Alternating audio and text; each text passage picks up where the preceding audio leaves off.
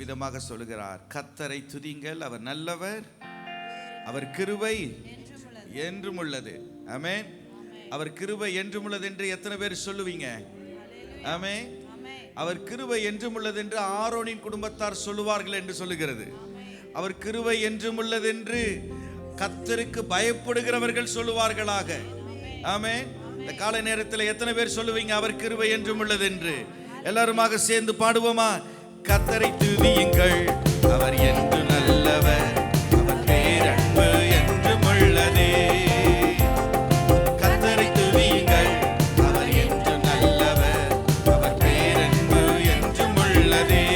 மீண்டுமாக, கர்த்தரை துதியுங்கள், அவர் என்று நல்லவர், அவர் பேரன்பு. நல்ல கையை தட்டி பாடுங்க பாப்போம். ஹல்லேலூயா.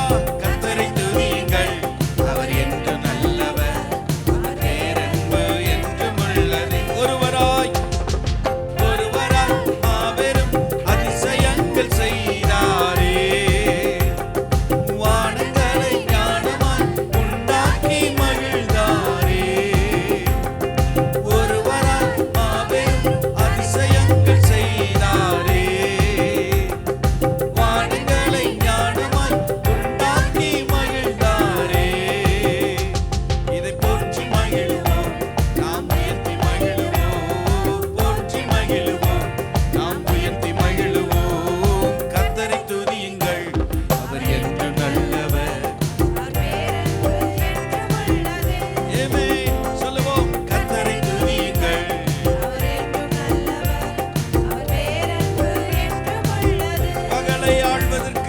பகலை ஆள்வதற்கு சந்திரனை உண்டாக்கினார். இரவை ஆள்வதற்கு சந்திரனை உருவாக்கினார். பகலை ஆள்வதற்கு கதிரவனை உண்டாக்கினார். இரவை ஆள்வதற்கு சந்திரனை உருவாக்கினார். இதை போற்றி மகிழ்வோம், நாம் உயர்த்தி மகிழ்வோம், போற்றி மகிழ்வோம், நாம் உயர்த்தி மகிழ்வோம். கர்த்தரை துதியுங்கள், அவர் என்று நல்லவர், பேரன்பு என்றும் உள்ளதே. ஆமென். கர்த்தரை துதியுங்கள், அவர் என்று நல்லவர், பேரன்பு என்றும் உள்ளதே. கர்த்தரை துதியுங்கள், அவர் என்று நல்லவர், அவர் பேரன்பு என்றும் உள்ளதே. மீண்டுமாக வாய்களை திறந்து, கர்த்தரை துதியுங்கள், அவர் என்று நல்லவர். ஓ ஓ, கர்த்தரை துதியுங்கள், அவர் என்று நல்லவர். செங்கடலை இரண்டாக பிரித்து நடக்கச் செய்தார். பார்வோனையும் படைகளை அதிலே மூழ்கடித்தார். செங்கடலை இரண்டாக பிரித்து நடக்கச் செய்தார். பார்வோனையும் அதிலே மூழ்கடித்தார். இதை போற்றி மகிழ்வோம், நாம் உயர்த்தி மகிழ்வோம், போற்றி மகிழ்வோம், நாம் உயர்த்தி மகிழ்வோம். கர்த்தரை துதியுங்கள், அவர் என்று நல்லவர்,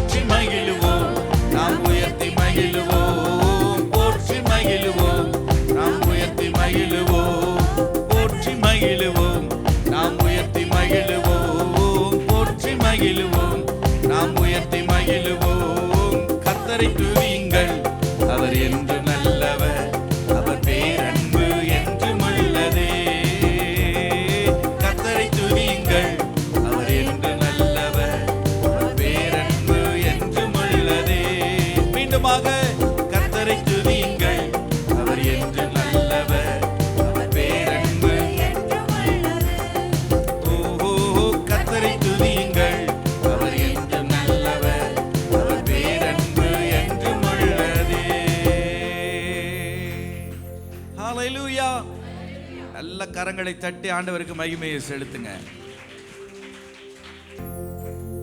எல்லாருமாக எழும்பி நிற்கலாம். தேவ சமூகத்தில் ஆண்டவரே, நாங்கள் உம்மை துதிக்கிறோம். ஆண்டவரே, நீர் எங்கள் தகப்பனாய் இருக்கிறீர். எங்களுடைய வாழ்க்கையில நீர் கூடவே நீர் இருப்பதற்காக உமக்கு ஸ்தோத்திரம். எங்களை நடத்துவதற்காக உமக்கு ஸ்தோத்திரம். எல்லாருமாய் கண்களை மூடி வாய்களை திறந்து நம்முடைய அப்பாவை பார்த்து நம்ம சொல்லலாமா? எங்களை இந்த நிமிஷம் வரலும் எனக்கு தகப்பனாகவே நீர் இருந்திருக்கிறீர். ஆண்டவரே, தாயினும் மேலாக எங்கள் மேல நீர் அன்பு கூர்ந்து இருக்கிறீரே. இந்த உலகத்தில் நீர் மட்டும்தான் தகப்பனே.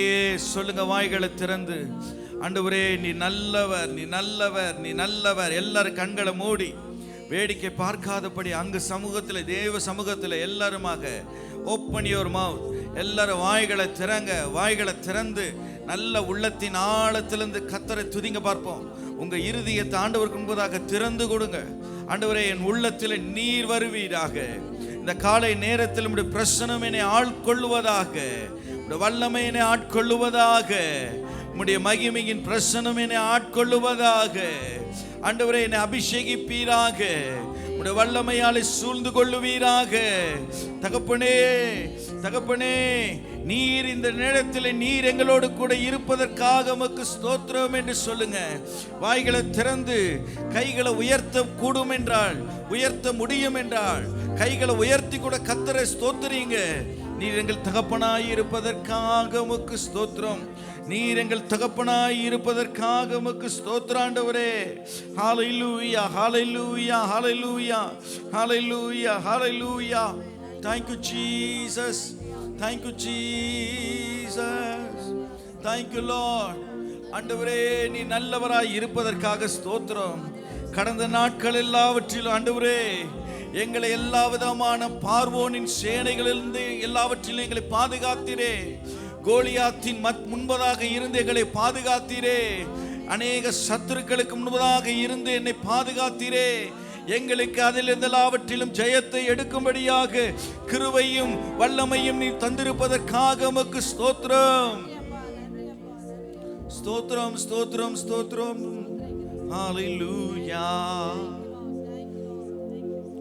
எல்லாரும் கரங்களை உயர்த்தினவனமா? ஓ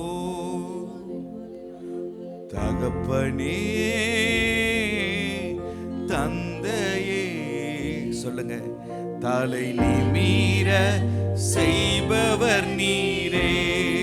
உண்மையாய் சொல்லுங்க பாப்போம். தகப்பனே, தந்தையே, தலை நிமிர செய்பவர் நீரே. மீண்டும் இன்னொரு விசை. தகப்பனே, தந்தையே, தலை நிமிர செய்பவர் நீரே. கரங்களை உயர்த்தி. கேடகம் நீரே, மகிமையும் நீரே, தலை நிமிர செய்பவர் நீரே. கேடகம் நீரே. சொல்லுங்க. ஓ தலை நிமிர செய்பவர் நீரே. தலை நிமிர செய்பவர் நீரே. தலை நிமிர செய்பவர் நீரே. எத்தனை பேருக்கு கர்த்தர் தலை நிமிர செய்கிறவராய் இருக்கிறார் என்று விசுவாசிக்கிறவங்க எத்தனை பேர் இருக்கிறீங்க? உங்க வாழ்க்கையில நீங்க எந்தெந்த காரியத்தில் நீங்க சோர்ந்து போயிருக்கிறீங்களோ, கர்த்தர் உண்மையாலுமே தலை நிமிரும்படியாக செய்கிறவராய் இருக்கிறார். விசுவாசிக்கிறவங்க கரங்களை உயர்த்தி ஆமென் என்று சத்தமாய் சொல்லுங்க பார்க்கலாம். ஹalleluya. எல்லாருமாய் கரங்களை தட்டி பாடுவோமா? தகப்பனே, தந்தையே, தலை நிமிர செய்பவர் நீரே. தகப்பனே, தந்தையே, தலை நிமிர செய்பவர் நீரே.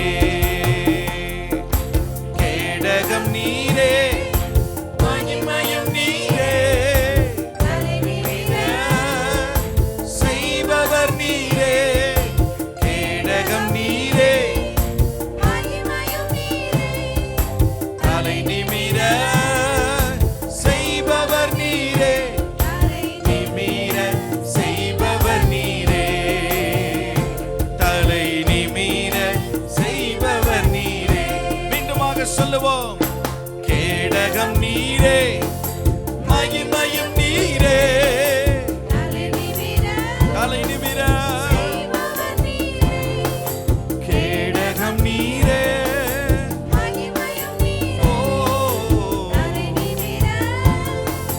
செய்பவர் நீரே, தலை நிமிர செய்பவர் நீரே, தலை நிமிர செய்பவர் நீரே. பாடுங்க பார்ப்போம். எதிரிகள் எவ்வளவாய் பெருகிவிட்டன, எதிர்த்தெழுவோர் எத்தனையோ மிகுந்து விட்டன. சொல்லுங்க. எதிரிகள் எவ்வளவாய் பெருகிவிட்டன, எதிர்த்தெழுவோர் எத்தனையோ மிகுந்து விட்டன. ஆனாலும் சோர்ந்து போவதில்லை. எத்தனை பேர் சொல்லுவீங்க? சொல்லுங்க பார்க்கலாம். சோர்ந்து போவதில்லை, தளர்ந்து விடுவதில்லை, தகப்பனே தாங்குகிறீர். ஆமென். தள்ளாட விடமாட்டீர், தகப்பனே தாங்குகிறீர், என்னை தள்ளாட விடமாட்டீர். கேடகமே, கேடகம் நீரே, மகிமையும் நீரே, தலை நிமிர செய்பவர் நீரே, கேடகம் நீரே, மகிமையும் நீரே, தலை நிமிர செய்பவர் நீரே, தலை நிமிர செய்பவர் நீரே, தலை நிமிர செய்பவர் நீரே. எத்தனை பேரை கர்த்தர் தாங்குகிறார்? எத்தனை பேரை கர்த்தர் தகப்பனை போல தோளில சுமந்து கொண்டிருக்கிறார்? ஆமென். கரங்களை உயர்த்தி சொல்லுங்கள். தகப்பனே, என்னை தாங்குகிறீர்.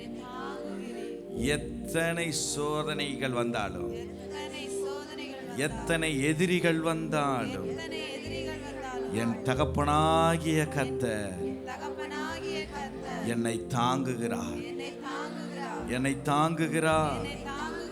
அவர் என்னை தள்ளாட விடுவது இல்லை, அவர் என் கால்களை தள்ளாட விடுவது இல்லை. எத்தனை பேர் விசுவாசித்து சொல்றீங்க? ஆமென், ஆமென்.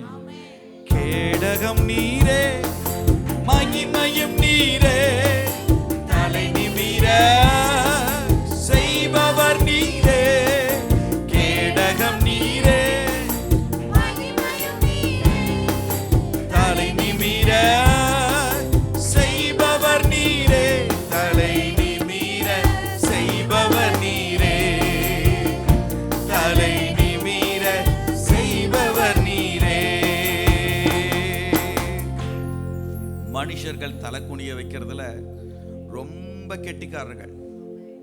மனுஷங்க எங்கேயாவது வாய்ப்பு, எங்கேயாவது ஒரு சந்தர்ப்பம், எங்கேயாவது ஒரு சான்சஸ் கிடைக்குமா, அவ்வளவுதான். நம்மளை பற்றி அப்படியே போய் வெளியே போய் அவர் அப்படியாக்கும், இவர் இப்படியாக்கும், அந்த அம்மாவை தெரியுமா, அந்த குடும்பத்தை தெரியுமா, வாஸ்ட்ன்றவங்களாம் இருக்கிறாங்க. முன்னாடி வந்து கூட சொல்லலாம். ஏன் கிறிஸ்துவத்தில் கூட இப்படிப்பட்ட காரியங்கள் நடக்கிறது இல்லையா? விசுவாசிகளுக்குள்ள கூட இப்படிப்பட்ட காரியங்கள் நடக்கிறது. எத்தனையோ நேரங்களில் நீங்க தலை குனிஞ்சு போகக்கூடிய நிலைகள் வந்தாலும் கர்த்தர் உங்களை தலை நிமிர செய்கிறவராயிருக்கிறார். உங்க குடும்பத்தில் உங்களை கர்த்தர் தலை நிமிர செய்கிறவர். உங்க வாழ்க்கையில கர்த்தர் தலை நிமிர செய்கிறவர். உங்கள் கால்களை தள்ளாட விடாமல் உங்களை பாதுகாக்கிறவர் கர்த்தர் உங்களோடு கூட உண்டு. விசுவாசிக்கிறவங்க கரங்களை தட்டி சத்தமாய், தகப்பனே என்னை தாங்குகிறீர், தகப்பனே என்னை தள்ளாட விடுவதில்லை என்று நீங்க சொல்லணும். உங்களுக்கு முன்பதாக பெரிய டாஸ்க் இருக்கிறது இல்லையா? உங்க பிள்ளைகளை வளர்த்து ஆளாக்கி உங்களை உருவாக்குறதுல பெரிய டாஸ்க் இருக்கிறது. சில நேரத்தில் கண்ணுக்கு முன்னாடி அப்படியே நெகட்டிவாக பிசாசு கொண்டு வந்து வைப்பான். இதெல்லாம் உருப்படாதுன்னு நினைக்காதீங்க. இது உருப்படாதுன்னு சொல்லி பிசாசு உங்கள் கண்ணுக்கு முன்னாடி கொண்டு வந்து வைக்கலாம். அநேக பிள்ளைகள் பற்றி வெளியாட்கள் வந்து உங்களை பற்றி உங்கள் பிள்ளைகளை பற்றி குறை சொல்லுவாங்க. எதையும் நம்பாதீங்க. கர்த்தர் நீங்கள் விசுவாசிக்கிறவர் இன்னார் என்று நான் அறிந்திருக்கிறேன்.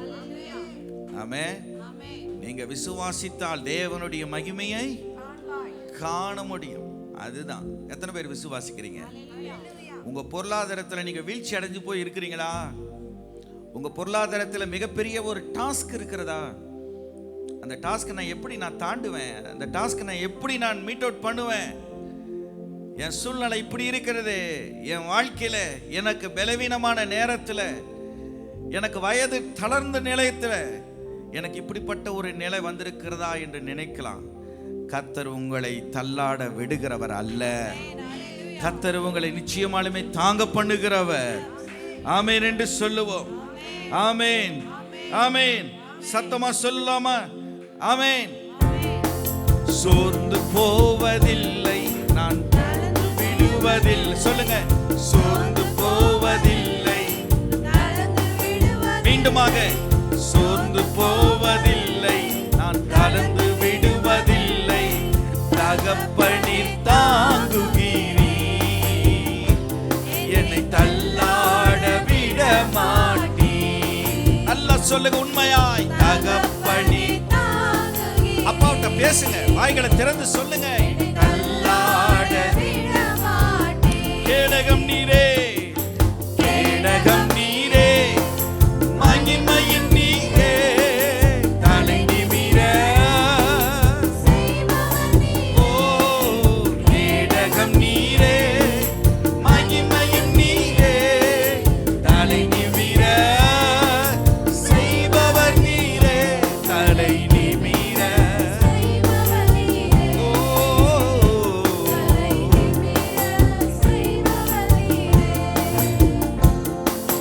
படுத்துறங்கி மகிழ்வுடனே விழித்தெழுவே. ஏனெனில் கர்த்தர் என்னை ஆதரிக்கிறார். எத்தனை பேர் சொல்லுவீங்க? படுத்துறங்கி மகிழ்வுடனே விழித்தெழுவே. ஆமென். ஏனெனில் கர்த்தர் என்னை ஆதரிக்கிறார். அச்சமில்லையே, கலக்கமில்லையே. சொல்லுங்க, அச்சமில்லையே, வெற்றி தரும், வெற்றி தரும் கர்த்தர் என்னோடு. தோல்வி என்றும் எனக்கில்லையே.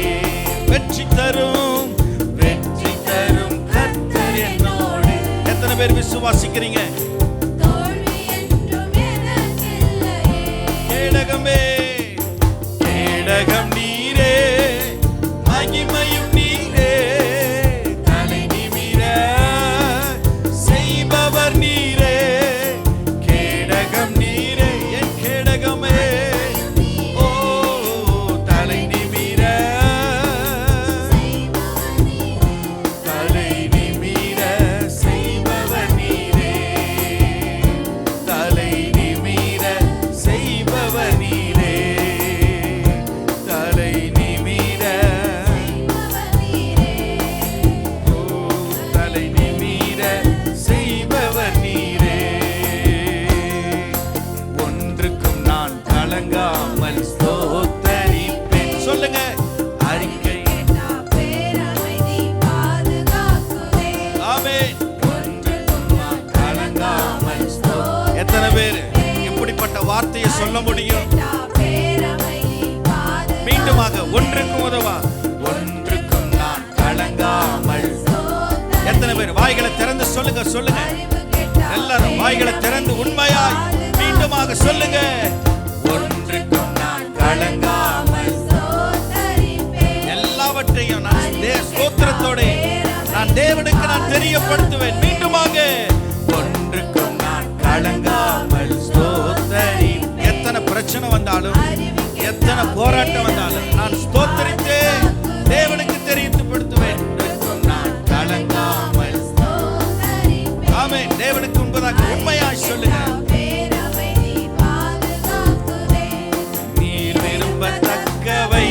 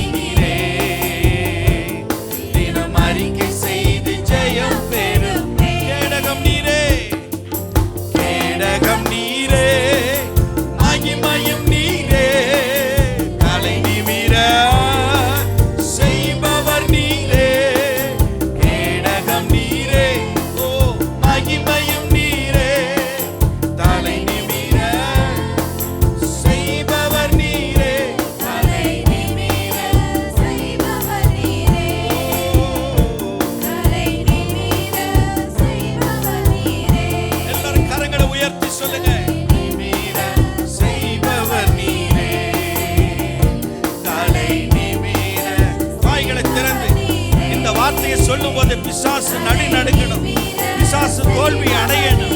என்னை தலை நிமிர செய்கிற கர்த்தர் என் வாழ்க்கையில் என்னோடு கூட இருப்பதற்காக ஸ்தோத்திரம் என்று சொல்லுங்க. கேடகமே சொல்லுங்க பார்ப்போம்.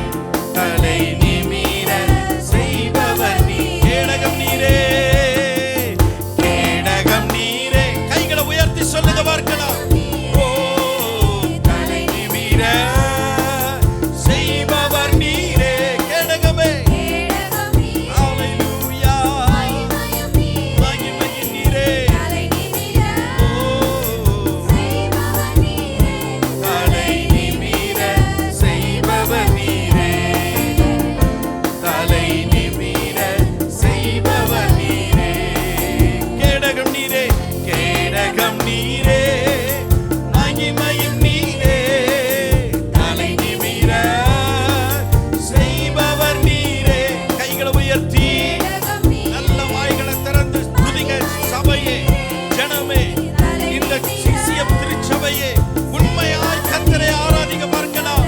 நிமிர செய்பவர் நீரே, தலை நிமிர செய்பவர் நீரே, தலை நிமிர செய்பவர் நீரே, தலை நிமிர செய்பவர் நீரே.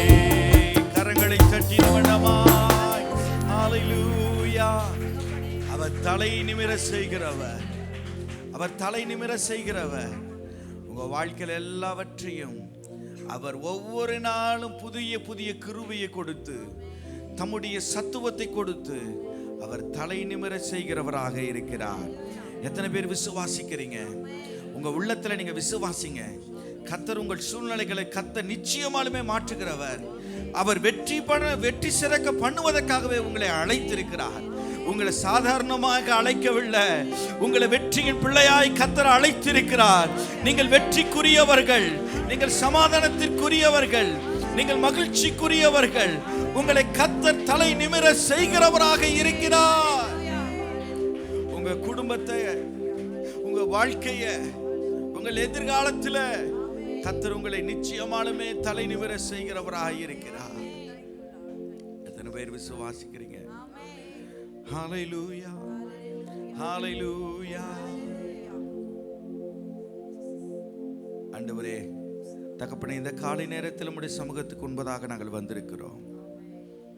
எங்கள் கேடகமும் எங்கள் அடைக்கலமுமாய் இருப்பதற்காக உமக்கு ஸ்தோத்திரம்.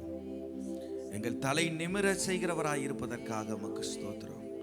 இந்த காலை நேரத்தில் உம்முடைய சமூகத்துக்கு முன்பதாக நாங்கள் வந்திருக்கிறோம்.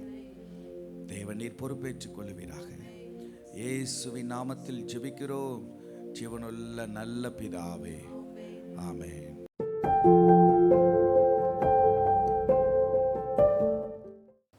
வாட் இஸ் த சக்ஸஸ் என்ற ஒரு கேள்வியை நான் கேட்டதுக்கு எல்லாருமே நீங்கள் என்ன சொல்கிறீங்கன்னா, பரீட்சையில் எழுதுறது, பாஸ் பண்ணுறது ஒரு சக்ஸஸ் அப்படின்றாங்க. சிலர் வந்துட்டு என்ன சொல்கிறீங்க, படித்து வேலைக்கு போய் உட்கார்றது அது ஒரு சக்ஸஸ் அப்படின்றாங்க. இப்போ success mean what is the success அப்படின்னா, சக்ஸஸ்னா தி பெஸ்ட். சொல்லுங்கள் பார்ப்போம். சக்ஸஸ் மீன் பிகம் பெஸ்ட். சக்ஸஸ்ங்கிறது அது என்ன செய்கிறதுனா பிகம் பெஸ்ட்டாக மாறுகிறது. உங்கள் கிளாஸில் வந்து நீங்கள் என்ன செய்கிறீங்க, ஒரு பாடத்தை படிக்கிறீங்க அப்படின்னா அந்த பாடத்தை படிக்கிறது மட்டும் அல்லாதபடி அதில் வந்து என்ன செய்கிறது, மதிப்பெண் பெறுவது, பாஸ் பண்ணிட்டேன் அப்படிங்கிறது சக்ஸஸ். அப்பா எப்படியோ நான் கஷ்டப்பட்டு என்ன செஞ்சிட்டேன், நான் பாஸ் ஆகிட்டேன் அப்படிங்கிறது தான் சக்ஸஸுக்கான அர்த்தம்னு நீங்கள் நினைக்கிறீங்க. ஆனால் அந்த சக்ஸஸுக்கு இன்னொரு வேர்டு இருக்கிறது, அதுக்கு மேலான ஒரு வேர்டு எக்ஸலண்ட். எல்லாருமாய் சேர்ந்து சொல்லுங்கள், எக்ஸலண்ட். எக்ஸலண்ட்னால் வாழ்க்கையில் அற்புதமான நிறைந்த ஒரு வாழ்க்கை, அற்புதம் நிறைந்த ஒரு வாழ்க்கை தான் எக்ஸலண்ட்னு சொல்லுவது. சக்ஸஸுங்கிறது ஒரு சாதாரணமாக பரீட்சையில் பாஸ் பண்ணிட்டேன், அப்பா நான் வெற்றி அடைஞ்சிட்டேன் அப்படிங்கிறது ஒரு சக்ஸஸ்ன்னு சொல்லலாம். ஆனால் எக்ஸலண்ட் என்கிற ஒரு வேர்டு வந்துட்டு என்னவென்றால், அது எக்ஸலண்ட்டுங்கிற ஒரு வேர்டு என்ன என்றால், excellent mean being your best. அதாவது நீங்களே ஒரு பெஸ்ட்டாக மாறுவது தான் என்னது, சக்ஸஸ்க்குரிய அடையாளமாக இருக்கிறது. புரியுதுங்களா? அப்போ நீங்கள் வந்துட்டு இருக்கிறதுலையே சக்ஸஸ்ங்கிறது வாழ்க்கையில் ஒன்று தான். அதில் நீங்கள் இருக்கிறதுலையே எப்படி இருக்கணும்? பெஸ்ட்டாக மாறுவது. நீங்கள் என்ன வந்துட்டு ஒரு ஒரு ஒரு அல்டிமேட்டடான ஒரு எல்லாத்தை காட்டிலும் ஒரு ஃபஸ்ட்டாக உயர்ந்து காட்டுவது தான். அது என்னது? எக்ஸலண்ட்டுக்குரிய அர்த்தம். இன்றைக்கி எக்ஸலண்ட்டுங்கிற மார்க்கை எடுத்ததுனால தான் அநேக டிவி சேனல்காரங்க கூட என்ன செய்கிறாங்க? மைக்கை பிடிச்சி நீங்கள் எப்படி ஒரு எக்ஸலண்ட்டாக மாறினீங்க அப்படின்றாங்க. ஆனால் எல்லார் இடத்துலையும் மைக்கை பிடிச்சி என்ன செய்கிறாங்க? மைக்கை பிடிச்சி பேட்டி எடுக்கிறாங்களா? இல்லை. ஏன்னா அவர்கள் சக்ஸஸ்க்குள்ளேயே நின்று விடுகிறார்கள். அப்பா முடிச்சிட்டேன். நம்மளுடைய மனது நிலை எப்படியா இருக்குன்னா, எப்படியோ பாஸ் ஆகிட்டேன் அவ்வளோதான் அப்படின்ற ஒரு காரியம். ஆனால் முதல் காரியம் 3 காரியங்களை இந்த காலை நேரத்தில் உங்களுக்கு நான் சொல்லிக் கொடுக்க போகிறேன். வாலிபர்களுக்கும் இது திருமணமானவர்களுக்கும் ஏறக்குறைய பொருந்தும். திருமணமானவர்கள் எல்லாருமே நீங்கள் கவனிக்கணும். வாலிப பிள்ளைகள் கூட என்ன செய்ய வேண்டும் என்றால் இந்த விஷயத்தை நீங்கள் அதிகமாக கவனிக்க வேண்டியது அவசியமான காரியம். முதலாவதான காரியம் பேப்பர் இருக்குன்னா நோட் பண்ணிக்க, எழுதி கொள்ளுங்க. 1, don't lay down on your vision. உங்களுக்கென்று ஒரு தரிசனம் ஒன்று வேண்டும். தரிசனத்தை உலகத்தில் என்னன்னு சொல்லுவோம்? நம்ம கனவு அப்படின்வோம். தரிசனம்னா என்னன்னு சொல்லுவோம்? கனவுன்னுவோம். வேற என்னன்னு சொல்லுவோம்? என்னன்னு சொல்லுவோம்? லட்சியம்னு சொல்லுவோமா? லட்சியம் அப்படின்னு சொல்லுவோம். வாழ்க்கையில் நான் அந்த கனவை நான் அடையணும் அப்படின்றவாங்க இல்லையா? இந்த கனவுன்ற சொல்லுகிற வார்த்தையை மாணவர்களுக்கு கற்றுக் கொடுத்த ஒருவர் இருக்கிறார். அவர் உங்களுக்கு ஞாபகத்துக்கு வருதா? யாரு? அப்துல் கலாம். அவர் சொன்னார், மாணவர்களை பார்த்து சொன்னார். என்ன சொன்னார்? கனவு காணுங்கள் அப்படின்னார். அப்போ ஒவ்வொருத்தருக்குள்ளையும் இங்கே இருக்கக்கூடிய ஒவ்வொரு சகோதர சகோதரிக்குள்ளேயும் ஒவ்வொரு வாலிபர்களுக்குள்ளேயும் ஒவ்வொரு குடும்பத்தினர்களுக்குள்ளேயும் ஒரு கனவு இருக்கணும். அன்பு சகோதரர் தாஸ் முன்னாடி நின்னார் இல்லையா? நின்று சாட்சி சொன்னார் இல்லையா? அது ஒரு கனவாக அவருக்கு இருந்தது. கனவு இல்லைன்னா, ஒரு தரிசனம் இல்லைன்னா, ஒரு உள்ளதுக்குள்ளாக ஒரு இமேஜினேஷன், மனதுக்குள்ளாக ஒரு இமேஜ் இல்லைன்னா அந்த ஒரு சக்ஸஸ்க்குள்ளாக போய் என்ன செய்ய முடியாது? அடைய முடியாது. அப்போ சக்ஸஸ் உங்கள் வாழ்க்கையிலே ஒரு நல்ல ஒரு எக்ஸலண்ட்டான ஒரு வாழ்க்கை, ஒரு வெற்றியாக வாழ வேண்டும் என்றால் உங்களுக்கு என்ன தேவையாக இருக்கிறது? 1, கனவு என்கிற விஷன், தரிசனம் நமக்கு தேவைப்படுகிறது. இங்கே கவனிங்க, இந்த தரிசனத்தை அடையணும்னா, இந்த தரிசனத்தை நீங்கள் அச்சீவ் பண்ணணும்னா, நல்லா உட்காருங்க, அடையணும்னா நல்லா முன்னாடி வந்துருங்க. Very good. அவங்கள அந்த இடத்துல கம்ஃபர்ட்டாக உட்கார வைக்காதீங்க, விளையாட விடாதீங்க. குட். இப்போ தரிசனத்தை அடையிறதுக்கு சுலபமாக தரிசனத்தை, அந்த சக்ஸஸை என்ன செஞ்ச முடியாது? அடைஞ்சிட முடியாது. அப்போ கவனிங்க, நீதிமொழிகளின் புஸ்தகம் 20வது அதிகாரம் 4வது வசனத்தை பார்த்தீங்கன்னா, வாசிங்க பார்க்கலாம். நீதிமொழிகள் 20வது, மைக்கில் வாசிங்கம்மா. 20வது அதிகாரம் 4வது வசனத்தை எல்லாரும் திருப்பிக் கொள்ளுங்க பார்க்கலாம். வாசிங்கள். சோம்பேறி குளிர்கிறது என்று உளமாட்டான். சோம்பேறி குளிர்கிறது என்று உளமாட்டான். அறுப்பிலே பிச்சை கேட்டாலும் அவனுக்கு ஒன்றும் கிடையாது. அறுப்பிலே பிச்சை கேட்டாலும் அவனுக்கு ஒன்றும் கிடையாது. இங்க இந்த வசனம் பார்த்தீங்கன்னா ஒரு விவசாயியை குறித்து சொல்லுகிறது. இது ஒரு விவசாயிக்குரிய ஒரு வசனமாக இருக்கிறது. சோம்பேறி குளிர்கிறது என்று உளமாட்டான். அவனுக்கு நிலம் இருக்கலாம், அவனுக்கு நிலத்தை அவனுக்கு சொந்தமாக்கி இருக்கலாம். அந்த நிலத்தில் எனக்கு குளிருது, அதனால் நான் வீட்டை விட்டு நான் வெளியே வரமாட்டேன், காலையில் சூரியன் எந்திரிக்கிறதுக்கு முன்னதாகவே அந்த மாட்டை ஓட்டிக்கிட்டு போய் நான் ஒவ்வொரு நிலத்திலையும் போய் நான் பார் போடவோ அல்லது விவசாயத்தில் போய் உழவோ, அந்த நிலத்தில் பண்படுத்தி அதில் இருக்கக்கூடிய கல்லுகள் எல்லாத்தையும் நான் எடுத்துட்டு அதை நான் பார் போட்டு அதை விதை ஊணுவதற்கு இப்படிப்பட்ட விதத்தில் எனக்கு குளிருது, நான் வீட்டை விட்டே நான் வெளியே வரமாட்டேன், நான் பெட்ஷீட்டை போத்திக்கிட்டு அப்படியே வீட்டுக்குள்ளேயே உட்காந்துட்டு இருப்பேன் அப்படின்ற மாதிரியான ஒரு விவசாயி இருப்பான் என்றால், காரணம் காலையிலேயே எந்திரிச்சு என்ன செய்யணும், அந்த எருது மாடை என்ன செஞ்சுருக்கணும், என்ன செய்யணும், பூட்டு போட்டிருக்கணும். இல்லைன்னா வெயில் வந்துருச்சுன்னா மாடு என்ன செஞ்சிடும், டயர்டாக ஆயிரும், உலறதுக்கு அதுக்கு வாய்ப்பு இல்லாமல் போயிடும் இல்லையா. அப்போ இந்த விவசாயி என்ன செய்யணும், காலையில் எழுந்திரிச்சு விடியற்காலமே அதை உழுவதற்கு அவன் ஆயத்தமாகணும். அப்படி உழாமல் போவான் என்றால் அவன் அறுப்பிலே, அறுப்பு என்றால் அந்த ஒரு அறுப்பின் காலம் என்று ஒரு வரும்பொழுது அவன் பக்கத்தில் இருக்கக்கூடிய நிலங்கள் எல்லாத்திலையும் போய், அவர்கள் போய் அந்தந்த நிலத்துலையும் போய், நிலத்துக்காரங்கள்ட்டெல்லாம் போய், கொஞ்சம் எனக்கு அரிசி கொடுப்பீங்களா, கொஞ்சம் எனக்கு பருப்பு கொடுப்பீங்களா, கொஞ்சம் எனக்கு காய் கொடுப்பீங்களான்னு சொல்லி பிச்சை கேட்டால் கூட அவர்களுக்கு என்ன கிடைக்காதான்? எல்லாரும் வாய்களை திறந்து சொல்லுங்க, ஒன்றும் கிடைக்காது. எல்லாரும் சின்ன பிள்ளைகள் எல்லாம் சொல்லுங்க, என்ன கிடைக்காது? ஒன்றுமே கிடைக்காது. அப்போ கர்த்தர் எப்படி இருக்கிறார் என்றால், சோம்பேறியை அவர் சக்சஸாக மாற்றுகிறவர் அல்ல. இன்னைக்கு எப்படி நினைக்கிறோம் அப்படின்னா, ஆண்டவரை நான் கடினமாக உழைக்கணும்னு கூடாது, ஆனால் கர்த்தர் எனக்கு வெற்றியை கொடுத்துடணும், எப்படியாவது கொடுத்துடணும், அதுக்கு எப்படியாவது யாராவது இதுக்கு ஜெபம் பண்ணணும், ஆண்டவர் எப்படியாவது பாஸ் பண்ண வச்சிடணும் அப்படி என்கிறது நினைக்கிறாங்க. இன்றைக்கி கிறிஸ்துவ பிள்ளைகள் கூட அப்படி தான் நினச்சிட்டு இருக்கிறாங்க. அப்படிப்பட்டவர்கள் அல்ல. காலையில் நீங்கள் காலையில் எழுந்திருக்கிறீங்கன்னா, இன்றைக்கி அநேக வெற்றி பெற்றவர்கள் எல்லாத்தையும் பாருங்கள் பார்ப்போம். நிறைய வாழ்க்கையில் பயங்கரமான பெரிய பெரிய முதலாளிகளை, பெரிய பெரிய ஓனர்ஸுகளை பார்த்தீங்கன்னா, அவங்க சொல்கிற ஒரு விஷயம், 2 விஷயத்தை சொல்லுவாங்க. அதே போல் இந்த எக்ஸலண்ட் என்கிற மதிப்பெண் பெற்றவங்க, பெரிய டிஸ்ட்ரிக்ட்லேயே பெரிய பெரிய மாவட்டத்திலே முதல் மதிப்பெண் பெற்ற பிள்ளைகள் 10th 12th, அதே மாதிரி காலேஜில் ரேங்க் ஹோல்டர்ஸ் எல்லாம் பார்த்தீங்கன்னா, அவங்கள்ட்ட போய் நீங்கள் பேட்டியை கேட்டிங்கன்னா, அவங்கள்ட்ட விஷயத்தை கேட்டிங்கன்னா, அவங்க 2 காரியத்தை அவங்க சொல்லுவாங்க. என்ன அப்படின்னா, காலையில் அவங்க நேரமாக எழுந்திரிச்சிருப்பாங்க.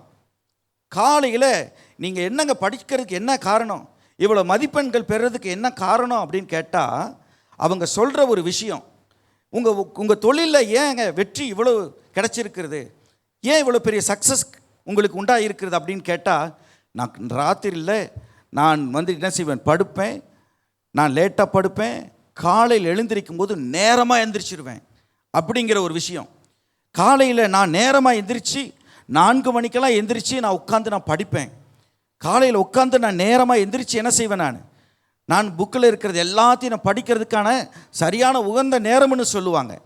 2வது ஒரு காரணம், என்ன காரணத்தை சொல்லுவாங்கன்னா, அவர்களுக்கு அந்தந்த நாட்களுக்கான பிளான், திட்டமிடுதல் அவர்களுடைய வாழ்க்கையில் இருக்கும். இன்றைக்கி நான் காலையில் எந்திரிச்சு நான் என்ன பண்ண போகணும், முந்தின ராத்திரியே அவர்கள் என்ன செய்து கொள்வார்கள் என்றால், வெற்றி பெறுகிறவர்கள், நல்லா கவனிக்கிறீங்களா, இங்கே கவனிக்கணும், உங்களுக்கு தான் பேசுகிறேன், புரியுதா, கவனிங்க கீழே. வெற்றி பெறணும் அப்படின்னா, உங்கள் வாழ்க்கையில் சக்ஸஸ் அடையணும்னா என்ன செய்யணும்னா, நீங்கள் முந்தின நாட்களே நீங்கள் திட்டமிடுதல் இருக்கணும். நாளைக்கு நான் காலையில் எழுந்திரிச்சு நான் இந்த வேலையில் இத்தனை மணிக்கு நான் படிக்கிறதுக்கு நான் எழுந்திரிச்சு நான் புக் எடுத்து நான் இந்த அதிகாரத்தை, இந்த போர்ஷன்ஸை, இந்த லெசன்ஸை எல்லாத்தையும் நான் படித்து நான் மெமரைஸ் பண்ணிக்குவேன் அப்படின்ற ஒரு விஷயம். அதே போல் காலையில் எழுந்திரிச்சு அதுக்கு பிறகு நான் ஸ்கூலுக்கு போவேன், இத்தனை மணிக்கு நான் ஸ்கூலில் நான் இருக்கணும், இத்தனை மணிக்கு நான் போய் டீச்சர்ஸுகள் இன்றைக்கி கொடுக்குற டெஸ்ட்டுகளை அழகாக நான் எழுதணும், நான் எழுத போகிறேன், இந்த டெஸ்ட்டில் நான் நிச்சயமாலுமே 10 மார்க்குக்கு எவ்வளோ மார்க் எடுக்கணும், நான் 10க்கு 10 மதிப்பெண் நான் பெறுவேன், 50க்கு 50 மதிப்பெண் பெறுவேன் அப்படிங்கிற ஒரு திட்டமிடுதலோடு, ஒரு கடின உழைப்போடு யார் படிப்பீங்களோ, யார் வாழுவீர்களோ, அவங்க மட்டும்தான் வாழ்க்கையில் என்ன செய்ய முடியும், ஒரு சக்ஸஸான, ஒரு எக்ஸலண்ட்டான ஒரு லைஃப்பை அமைச்சு கொள்ள முடியும். இன்னைக்கு அப்படிப்பட்ட வெற்றியான வாழ்க்கையில் வாழும்போது மட்டும்தான் நீங்கள் ஹார்ட் ஒர்க் உங்களுக்கு தேவைப்படுது. உங்கள் வாழ்க்கை வெற்றியாக இருக்கணும் அப்படின்னா கடினமான உழைப்பு ரொம்ப ரொம்ப அவசியமாக இருக்கிறது. அப்போ உங்களுக்குள்ளாக வேத வசனம் என்ன சொல்லுகிறது இதை குறித்து பார்க்கலாம். அப்போ ஒவ்வொருவருக்குள்ளாக இந்த 2 கொரிந்தியர் 9வது அதிகாரம் 6வது வசனத்தை வாசிங்கள் பார்க்கலாம். 2 கொரிந்தியர் பின்னும் நான் சொல்லுகிறது என்னவெனில் 9வது அதிகாரம் 6வது வசனம் சொல்லுகிறது என்னவெனில், சிறுக விதைக்கிறவன் சிறுக அறுப்பான், சிறுக விதைக்கிறவன் சிறுக அறுப்பான், பெருக விதைக்கிறவன் பெருக அறுப்பான். நல்லா கவனிங்க, இந்த விவசாயத்துக்கு தான் சொல்லுகிறது. கொஞ்சம் விதையை விதைச்சிங்கன்னா கொஞ்சம் தான் நீங்கள் அறுக்க முடியும். கொஞ்சம் விதையை விதைச்சிட்டு நீங்கள் 4 விதையை விதைச்சிட்டு நீங்கள் 100 மூட்டை பலன் கிடைக்கணும் அப்படின்னா 4 நெல்லை விதைச்சிட்டு 100 மூட்டை நெல் கிடைக்கணும்னா கிடைக்குமா? சொல்லுங்கள் பார்ப்போம். கிடைக்குமா? கிடைக்கவே கிடைக்காது. அப்போ என்ன செய்யணும்னா, சிறுக விதைக்கிறவன் சிறுக தான் அறுக்க முடியும். பெருக விதைக்கிறவன் என்ன செய்வான்? பெருக விதைக்கிறவன் என்ன செய்வான்? பெருக அறுப்பான், நிறைய அறுப்பான். அப்போ நீங்கள் சின்ன வயசுலேயே நீங்கள் என்ன செய்யணும்னால் அதிகமான உழைப்பை நீங்கள் கொடுக்கணும். அதிகமாக நீங்கள் என்ன செய்யணும்? படிக்கிறதுல ரொம்ப இது பண்ணணும். நீங்கள் பிள்ளைகள் வந்துட்டு என்ன செய்யணும்? ரொம்ப அதிகமாக உங்களுக்குள்ளாக ஒரு தரிசனத்தை நீங்கள் வச்சுருக்கணும். தரிசனம் எப்பயுமே ஒரு ஆட்டோமேட்டிக்கான விதத்தில் சக்ஸஸை உண்டாக்கிறாது. புரியுதுங்களா? இன்றைக்கி ஆட்டோமேட்டிக்காக உங்கள் வாழ்க்கையில் சக்ஸஸ் ஆக்கணும்னா ஒருபோதும் முடியாது. ஆண்டவரே பார்த்தானாலும் ஆண்டவராலையும் என்ன செய்ய முடியாது? ஆட்டோமேட்டிக்காக சக்ஸஸை உண்டாக்க முடியாது.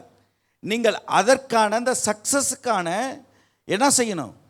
உழைப்பை நீங்கள் போடணும். அந்த சக்ஸஸுக்கான முயற்சியை எடுக்கணும்.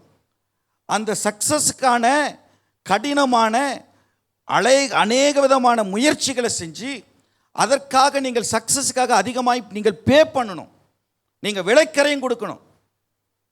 அப்படி நீங்கள் விலைக்கரையும் கொடுத்து நீங்கள் வாழ்க்கையில் நீங்கள் இருந்தீங்கன்னா தான் ஆண்டவர் உங்களை சக்ஸஸாக மாற்றுவார். புரியுதுங்களா? நான் சொல்கிறது உங்களுக்கு புரியுதா? சக்ஸஸ்ங்கிறது சாதாரணமாக வருவதில்லை.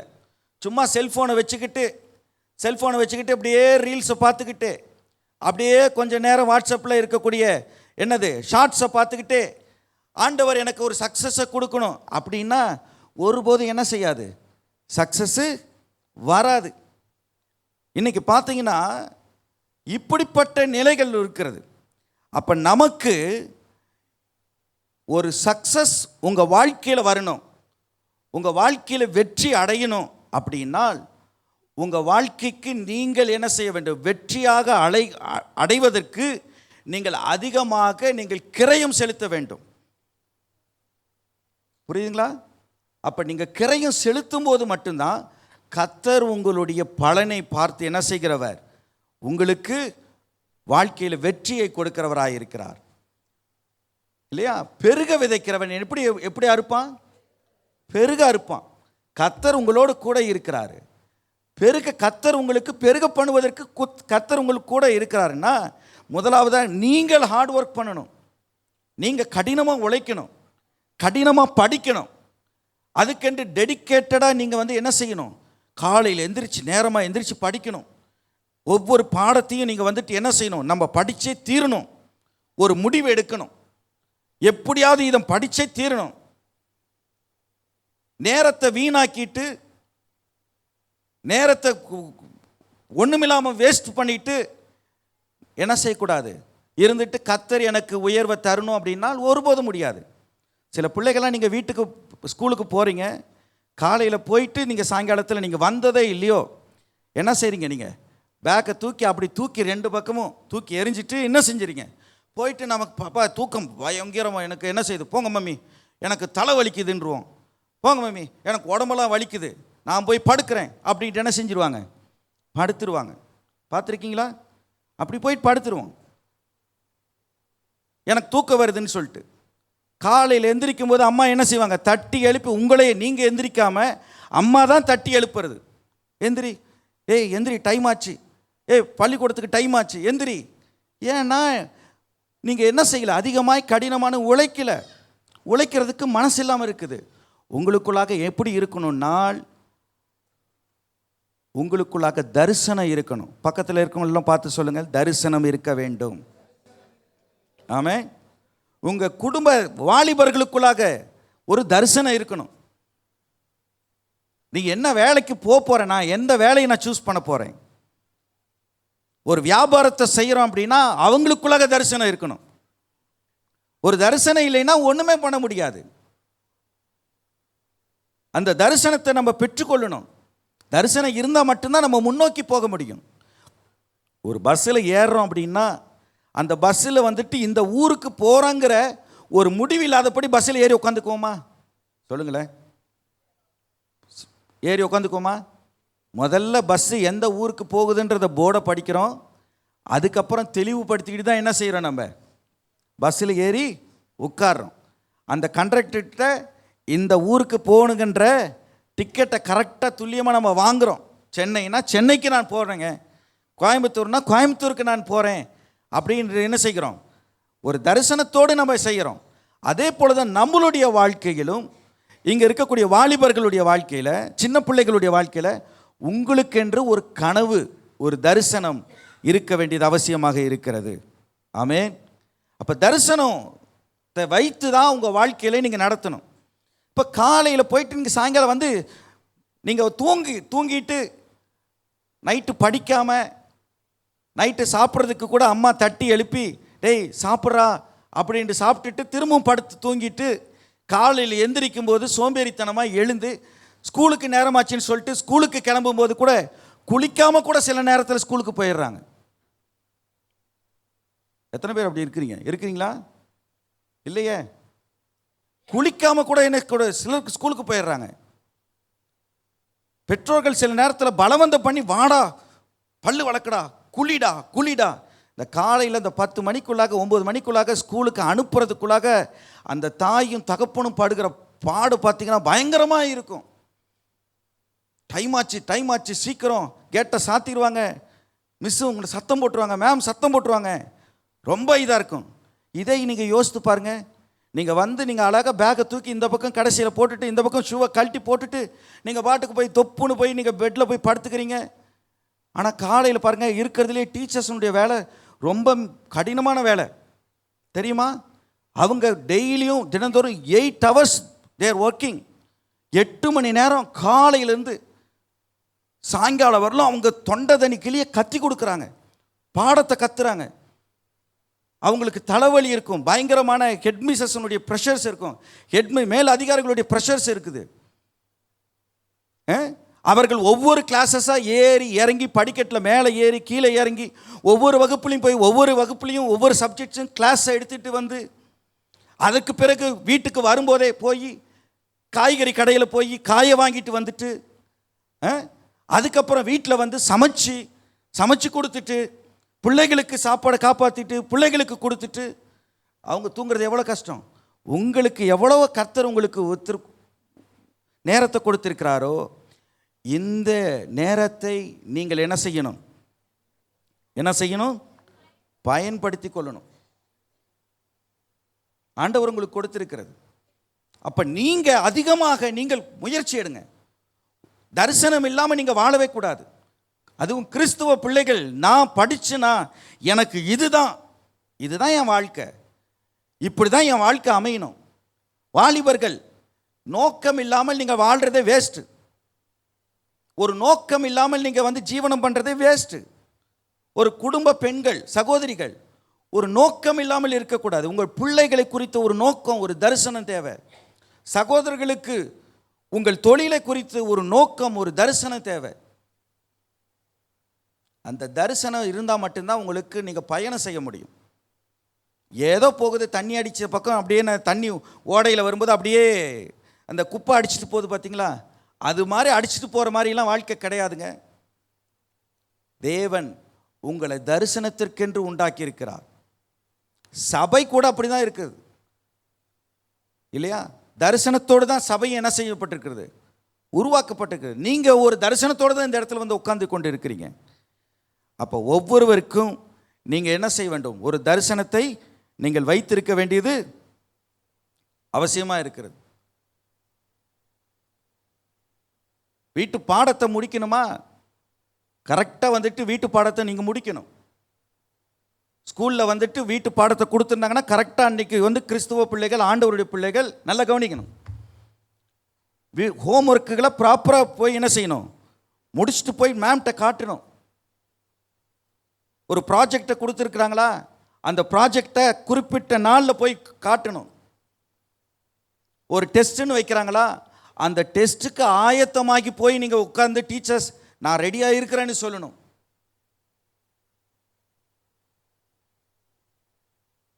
அதே மாதிரி கிளாஸில் கொடுக்குற வேலைகளை கரெக்டாக செய்யணும்.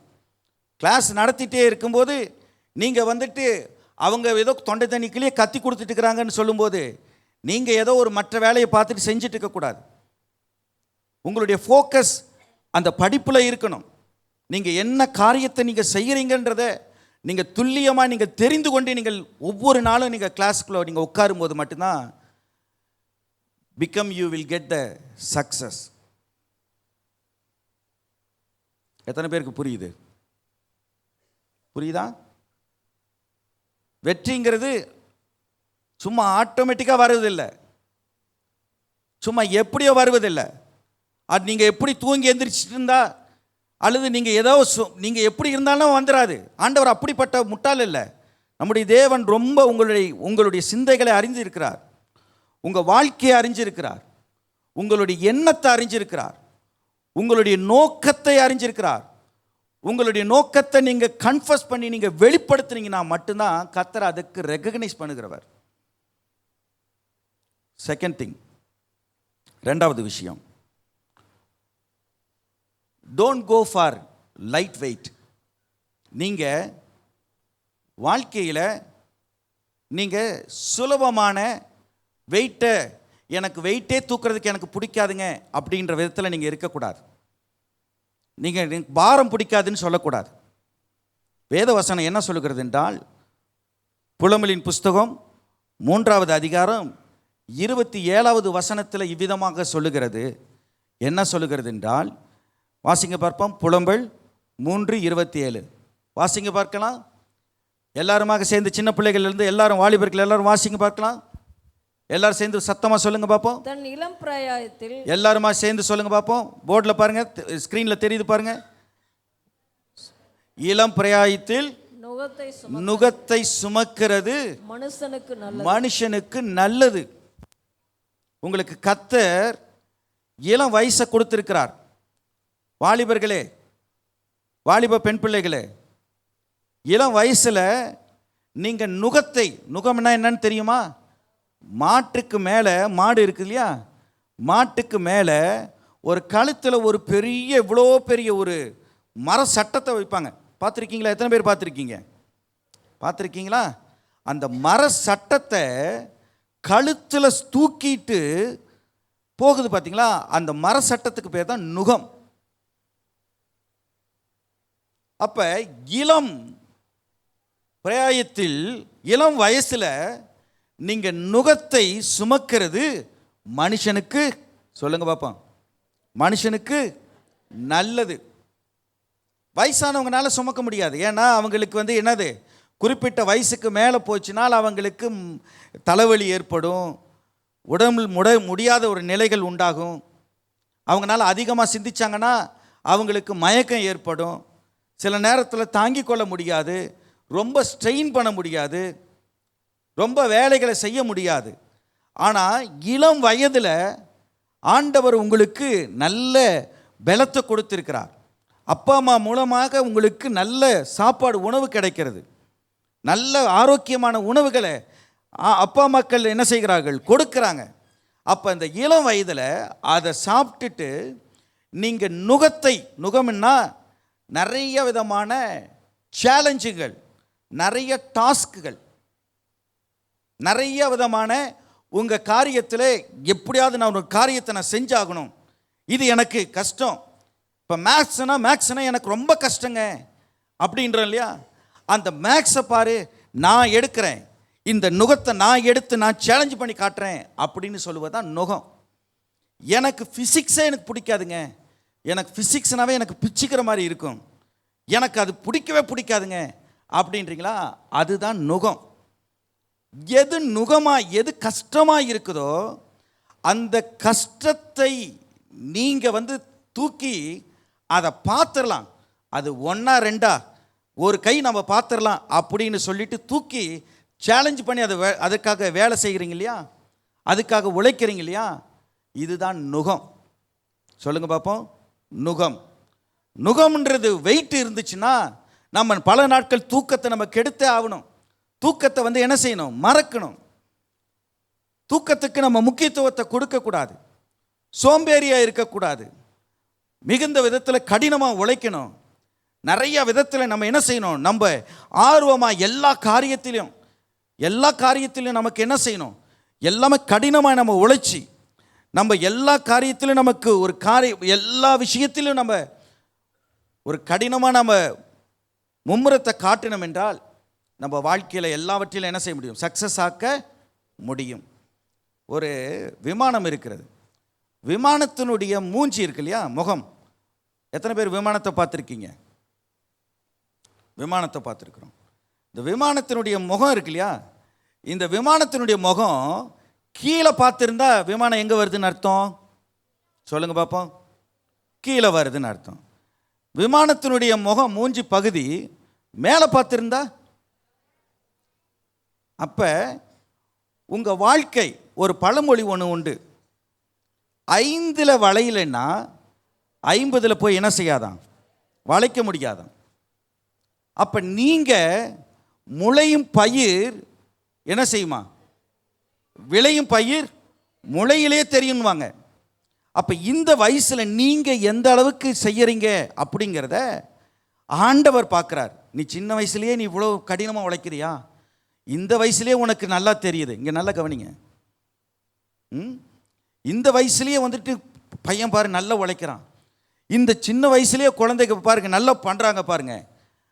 நல்ல கிரேட் சக்ஸஸாக மாறுறீங்க. நல்ல வேலையில் உட்காரணும்னு நீங்கள் நிறைய பிள்ளைகள் நீங்கள் சொல்லியிருக்கிறீங்க.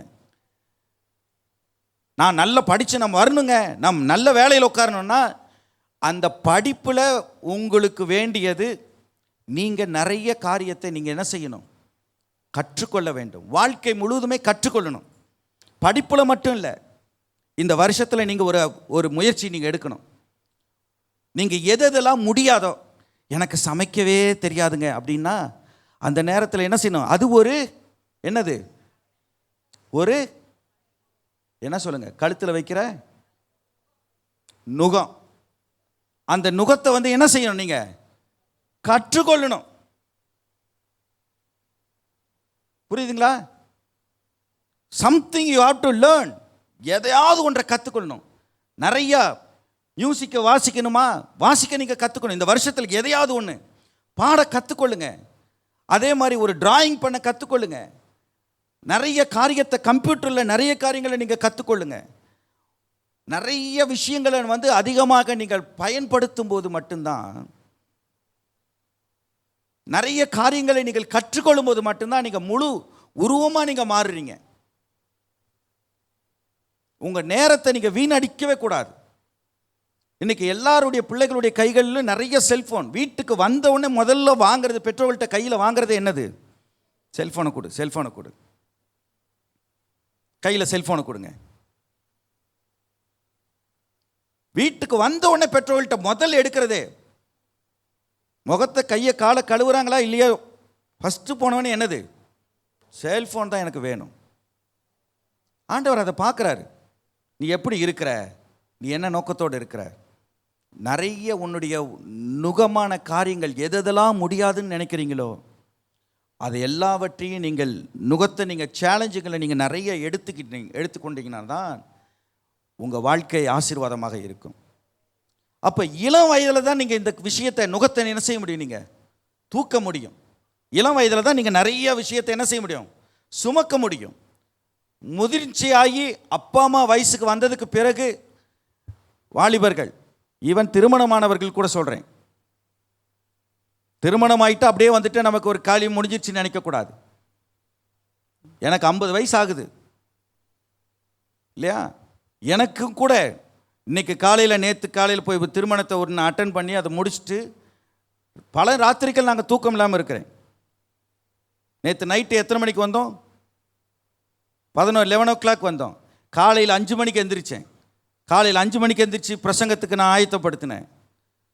தூக்கம் இல்லை, தரிசனம் தேவை. அப்போ என்ன செய்யணுன்றால், உங்களுக்கு கர்த்தர் உங்களை ஆசீர்வதிச்சிருக்கிறார். உங்கள் வாழ்க்கையில் அப்பா அம்மாக்கள் கர்த்தர் உங்களுக்கு கொடுத்த ஈவாக இருக்கிறது. உங்களுக்கு நல்ல ட்ரெஸ்ஸுகளை வாங்கி கொடுக்குறாங்க. அந்த நாட்களில் எங்களுக்கெல்லாம் 8வது படிக்கிறவங்கள நான் ஜட்டி போட்டதே இல்லை. ஒரு தடவை தம்பியை கூட்டிக்கிட்டு சைக்கிளில் தூக்கி போடும்போது முன்னாடி இருந்து பின்னாடி வரல என்னாச்சு, ட்ரௌசர் கிழிஞ்சிக்கிச்சு. அப்படியே இந்த பாய்ஸ் ஸ்கூல்லேருந்து இப்படியே காலை ஒட்டிக்கிட்டே வந்தேன், யாராவது பார்த்துருவாங்களான்ட்டு. ரப்பர் செருப்பு, அதில் கீழே வந்து ஒரு பெரிய ஹூக்கு மாட்டிக்கிட்டு அதை தான் நடந்துட்டு வருவோம். ஆனால் கர்த்தர் இன்றைக்கு உங்களை ஆசீர்வதிச்சிருக்கிறார். பெற்றோர்கள் நீங்கள் கேட்கறது காட்டில் நீங்கள் கேட்குறீங்களோ இல்லையோ, அவங்களே உங்களுக்காக வாங்கிட்டு வந்துடுறாங்க. செருப்பு வேணுமா, செருப்பு உங்களுக்கு 4 செருப்பு இருந்தாலும் 5வது ஜோடியும் உங்களுக்கு எக்ஸ்ட்ரா என்ன செஞ்சிடறாங்க, போன இடத்துல வாங்கிட்டு வந்துடுறாங்க. இப்போ கர்த்தருக்கு நீங்கள் என்ன செய்யணும், ஆண்டவருக்கு தேங்க்ஃபுல்லாக இருக்கணும். அதே நேரத்தில் நீங்கள் நுகமான காரியங்கள், கடினமான காரியத்திற்கு நீங்கள் அதிக முக்கியத்துவத்தை கொடுக்கணும். இந்த விமானத்தை பற்றி சொன்னேன் இல்லையா, விமானத்தை நல்லா கவனிங்க. ஒரு விமானம் பல 1000 கிலோமீட்டர்கள், 10,000 15,000 கிலோமீட்டர்கள் தூரத்துக்கு அவ்வளவு மேலே போய், உயரத்திற்கு இத்தனை மீட்டர் உயரத்திற்கு போய் அவ்வளவு கிலோமீட்டர் தூரம் பயணம் செஞ்சு இங்கேருந்து கண்டம் விட்டு கண்டம் போய் அந்த விமானம் ஏறுது, போய் அங்கே போய் சேருதுன்னா அதற்கு முன்னாடி ஒன்று செஞ்சே ஆகணும். விமானம் என்ன செஞ்சாகணும், ஒரு காரியத்தை செஞ்சாகணும். என்ன செய்யணும்னா, அது ஏர்போர்ட்டில் நீங்கள் போனீங்கன்னா விமானம் ஓடுத்தளம்னு ஒன்று இருக்கும், ரன்வே. அந்த ரன்வேல போய் அப்படி ரெடியாக நிற்கும். திருப்பி கொண்டு வந்து மெதுவாக கொண்டு வந்து அப்படி நிறுத்துவான். நிறுத்திட்டு தன்னுடைய எனர்ஜியை, அந்த விமானத்தில் இருக்கிற முழு எனர்ஜியும் அவன் ஸ்டார்ட் பண்ணுவான். அந்த விமானம் வந்துட்டு பயங்கரமாக ஒரு பீரிக்கிற மாதிரி என்ன செய்யும், கம்பீரமாக அதனுடைய விமானத்தில் இருக்கிற எல்லா பாகங்களும், இன்ஜின்கள் ஃபுல்லாக வந்து என்ன செய்யும், பயங்கர பலமாக இருக்கும். எந்திரிச்சிட்டு அந்த விமானத்தை இருக்கிறது தொடங்கினதுலேருந்து அந்த ரன்வே எண்டு ஆகிறதுக்குள்ளாக பயங்கரமாக ஓடி போய் தான் என்ன செய்யுமா, மேலே ஏறும். பார்த்துருக்கீங்களா? விமானத்தில் ஓடுறது இவ்வளவு தூரம் பயங்கரமாக இருக்கிற பலனை கொண்டு, இருக்கிற தன்னுடைய சக்தியை கொண்டு அந்த விமானத்தினுடைய ஓடுதளத்தில் பயங்கரமாக ஒரு பெரிய ஒரு வீரியமாக எந்திரிச்சு போய், அது போய் ஸ்பீடாக போய் மேலே எந்திரிச்சாதான் அது என்ன செய்ய முடியும், அவ்வளவு தூரம் உயரத்துக்கு போய் அந்த உயரத்திலேருந்து ஒரு கண்டம் விட்டு கண்டம் போய் என்ன செய்கிறது, அங்கே போய் சேருகிறது, அதனுடைய டெஸ்டினேஷனை போய் சேர்க்கிறது. அப்படி தான் உங்கள் இளம் வயசில் மட்டும்தான் நீங்கள் எந்த காரியத்தையும் நீங்கள் செய்ய முடியும். உங்களுக்கு பலன் 40 வயசுக்கு மேலே பலன் போயிடுச்சுன்னா அதுக்கு மேலே உங்களுடைய உடம்பு என்ன செய்யாதுன்னா ஒத்துழைக்காது, உங்களுடைய கண்ணு ஒத்துழைக்காது, உங்களுடைய ஹார்ட் ஒத்துழைக்காது, உங்கள் மூளை ஒத்துழைக்காது. கவனிக்கணும். அப்போ இப்படிப்பட்ட காரியத்தை செய்யணும்னால் இளம் வயதில், மீண்டுமாக சொல்லுங்க பார்ப்போம், தன் இளம் வயதில் நுகத்தை சுமக்கிறது, சொல்லுங்க பார்ப்போம், மனுஷனுக்கு நல்லது. ஹார்ட் ஒர்க் இல்லைன்னா அவ்வளோதான், உங்கள் வாழ்க்கை 0 தான். சிலர் எப்பொழுதுமே கம்ஃபர்ட் ஜோனாகவே பார்த்துக்கலாம், ஒரு கம்ஃபர்ட் ஜோனுக்குள்ளேயே இருந்துக்கிட்டு வாழணும்னு நினைக்கிறாங்க. ஒரு கம்ஃபர்ட் ஜோனுக்குள்ளாக இருந்து நீங்கள் வாழணும்னு நினச்சிங்கன்னா உங்கள் வாழ்க்கையில் நீங்கள் அச்சீவ் பண்ணவே முடியாது, சக்ஸஸ் ஆகவே முடியாது. நீங்கள் வாயில் வேணால் நீங்கள் வடை சொல்லலாம், நான் பார்த்தீங்கன்னா அப்படி பார்த்துவேன் தெரியுமா, நான் வந்துடுவேன் தெரியுமான்னு வாயில் வடை சொல்லலாம். ஆனால் நிஜத்தில் ஒன்றுமே இருக்காது. நீங்கள் சொன்னது ஒன்றா இருக்கும், நீங்கள் செயல்பட்டது ஒன்றா இருக்கும். புரியுங்களா? நான் சின்ன வயசாக இருக்கும்போது தீபாவளி பண்டிகை வந்துட்டால் போதும், தீபாவளியில் பட்டாசு கடையில் போய் வேலை செய்ய ஆரம்பிப்பேன். 1 வாரத்துக்கு சம்பளம் கொடுத்தேன்னா அந்த சம்பளத்தை வாங்கிட்டு வந்து அப்பா அம்மாவுக்கு எங்கள் அப்பா அம்மாவுக்கு எங்கே வச்சுட்டு தான் சொல்கிறேன். அப்பா அம்மாவுக்கு புதுசாக ஒரு ட்ரெஸ்ஸு துணியை எடுத்துகிட்டு வந்துடுவேன். துணி கடையில் வேலை செய்வேன். வெக்கப்படவே மாட்டேன். எல்லா வேலையும் தெரியும். கார்பெண்டர் வேலை செய்ய சொல்கிறீங்களா, கார்பெண்டர் வேலை செஞ்சுருவேன். எலக்ட்ரிஷியன் வேலை செய்ய சொல்கிறீங்களா, எலக்ட்ரிஷியன் வேலை செய்வேன். மியூசிக் பண்ண சொல்கிறீங்களா, மியூசிக் பண்ணுவேன். ரெக்கார்டிங் ஆடியோ வீடியோ எடிட்டிங் பண்ண சொல்கிறீங்களா, editing video recording audio recording பண்ணுவேன். சாங்ஸுகள் ஆல்பத்தை நான் நானே பண்ணியிருக்கிறேன். டெக்னிக்கல் ஒர்க்ஸுகள் எல்லா ஒர்க்கும் தெரியும். நம்முடைய சர்ச்சில் இருக்கக்கூடிய ஸ்பீக்கர்ஸ் எல்லாரும் வெளியே இருந்தெல்லாம் ஆட்கள் வந்துட்டு என்ன செய்ய கிடையாது. I am not a technical person. நான் பெருமைக்காக நான் சொல்லலை. இதெல்லாம் கற்றுக்கொண்டேன். வாழ்க்கையில் கற்றுக்கொள்ளக்கூடியது. நான் சொல்றது புரியுதா தங்கம்? வாழ்க்கையில் கற்றுக்கொள்ளணும். கற்றுக்கொண்டு வாழ்க்கையை கற்றுக்கொள்ளுகிறதாகவே இருக்கணும். எப்பொழுதுமே கம்ஃபர்ட் ஜோனுக்குள்ளேயே ஒன்றுமே தெரியாத மாதிரி இருக்கக்கூடாது. இன்னைக்கு உலகம் யாரை தெரியுமா எதிர்பார்க்கிறது? யாரை எதிர்பார்க்கிறது? யாரை எதிர்பார்க்கறது? நல்ல வேலைக்கு போகணுன்னு சொன்னீங்க இல்லையா, படித்து நல்ல வேலைக்கு போகணுன்னு. யாரை எதிர்பார்க்கறது தெரியுமா? டீனோ திறமைசாலிகளை தான் எதிர்பார்க்குது. படிப்பு வச்சுருந்தாலாம் 0 போன்றான். இன்ஜினியருக்கு படித்தவன் டேபிள் தொடச்சிட்டு இருக்கிறான் தெரியுமா? இன்ஜினியரிங்க்கு படித்தவங்க ஹோட்டலில் வேலை செஞ்சுட்டு இருக்கிறாங்க. ஏன்?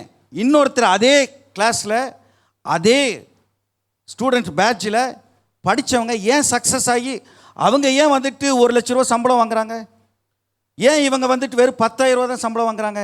காரணம் என்ன? உலகம் வித்தியாசமானவனை தான் தேடிக்கொண்டிருக்கிறது. உலகம் யாரை எதிர்பார்க்கிறது என்றால் யார் திறமையாக இருக்கிறவன்.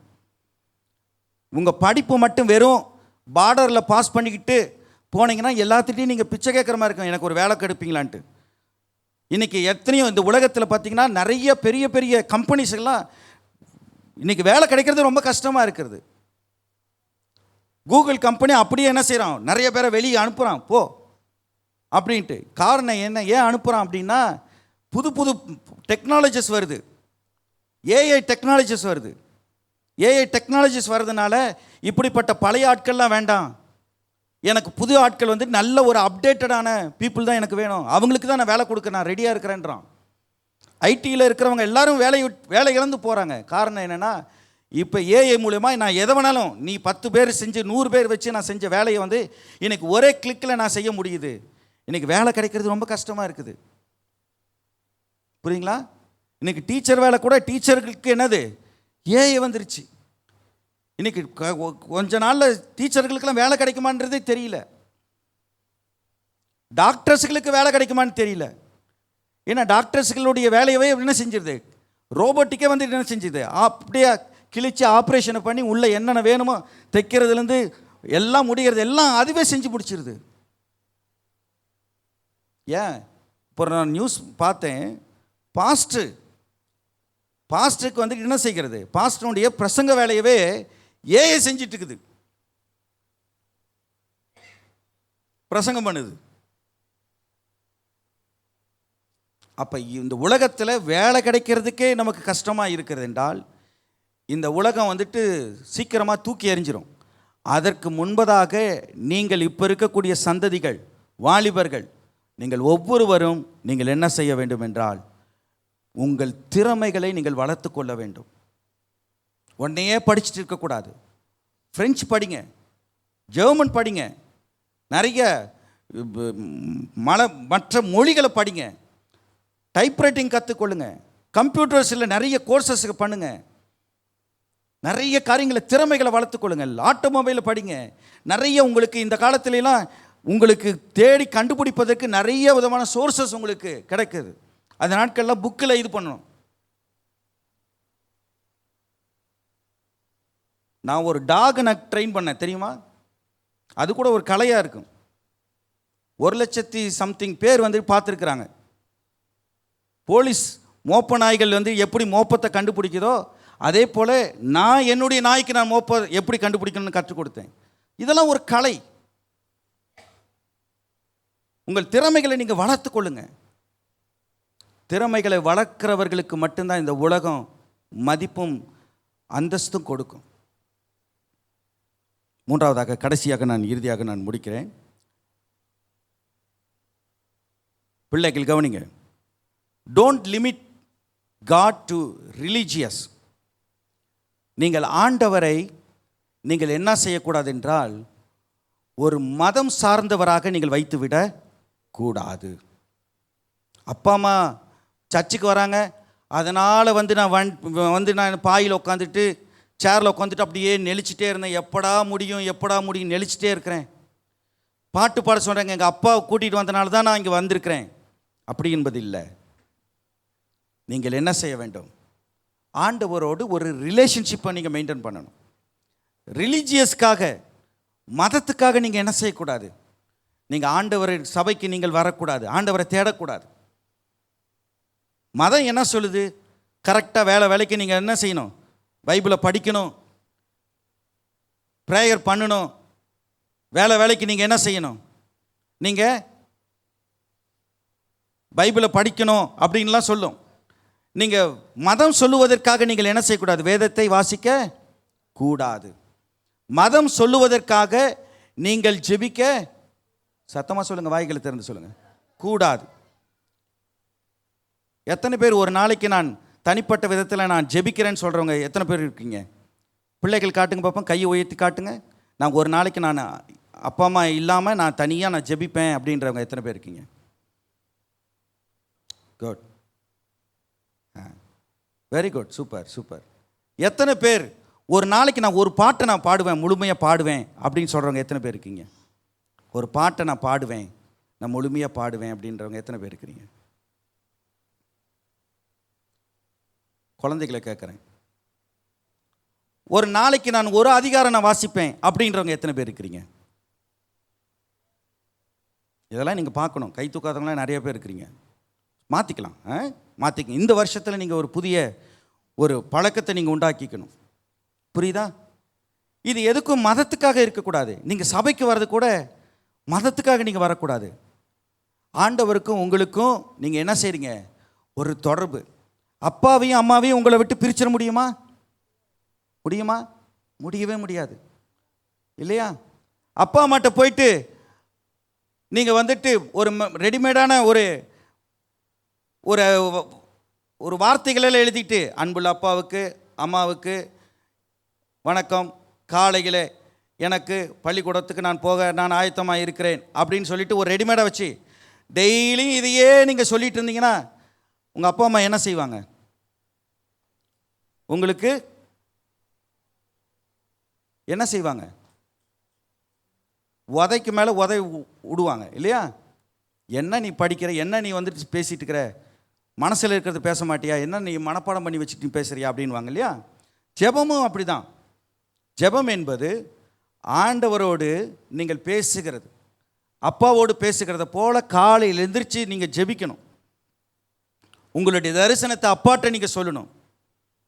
உங்கள் தரிசனத்தை, அப்பா நான் இப்படிப்பட்ட ஒரு காரியத்தை நான் செய்ய நான் விரும்புகிறேன், என் தரிசனம் இதுதான், இதற்கான முயற்சியை நான் செய்கிறேன், நான் ஹார்ட் ஒர்க் நான் பண்ணிட்டு இருக்கிறேன். இந்த ஹார்ட் ஒர்க்குக்கு நீங்கள் என்ன செய்யணும்? கடினமான என்னுடைய வேலைக்கு, என்னுடைய உழைப்புக்கு எனக்கு நீங்கள் ரெக்கக்னைஸ் பண்ணணும்.